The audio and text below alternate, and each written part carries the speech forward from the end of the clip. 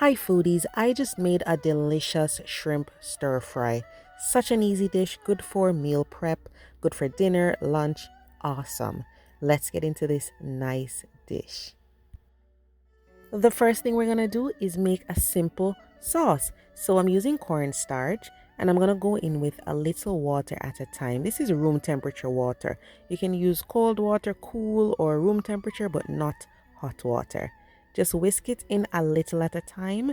This is gonna thicken up the sauce for us. I'm adding some rice vinegar just to give it a little bit of a tart taste. And then I'm going in with some hoisin sauce and fancy molasses. If you don't have fancy molasses, you can use a little extra hoisin sauce. Of course, we're adding some sesame oil, beautiful flavor. And we are going in with some soy sauce as well. This is going to give us that nice umami flavor, that saltiness. And we're going to whisk everything together and just set that aside, okay? As far as our veggies, guys, these are the veggies we are using, okay? We're using some bell peppers, different colors, and some onions. And these are cut into really bite-sized pieces, easy to cook. And then I have some green onions or scallion, just the green part, and some broccoli. Just cut the florets into bite-sized pieces, okay? I'm also using some carrots today, guys. I'm using just a few baby carrots. You can use more. You could even add some peas to this if you want to. And of course, the shrimp, cleaned, deveined. I left the tail on. You can take the tail off if you want. Okay? So what we're going to do is just saute the veggies. If you have a nice large wok, that would be awesome for this. I haven't bought one yet. Still haven't bought one yet. But I'm using my non-stick saute pan and I'm gonna add all of the vegetables and we're gonna cook these up and then set them aside, then get the shrimp in the pan. We don't want to overcook the veggies. We still want them to be vibrant and have just a little bite to them. Some people don't like the broccoli very crunchy. I can understand that, but try to get an in between that's really nice. Don't make the broccoli super soggy, okay? So once the broccoli is getting that beautiful bright green color, then we will set the veggies aside.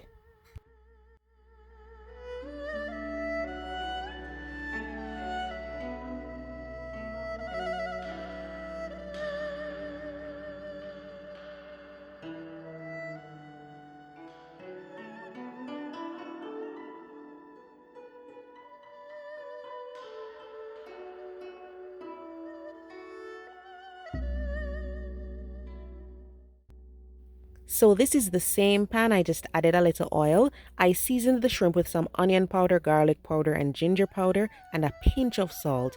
Just a little salt because we're going to rely on the soy sauce for salt in this dish, okay? So just sear these on both sides, and you don't want to overcook these as well. So about 1.5 to 2 minutes should be good if you're using large or jumbo shrimp. So don't overcook these, okay? Once they start to curl and look a little pink, flip them over and then take them out of the pan.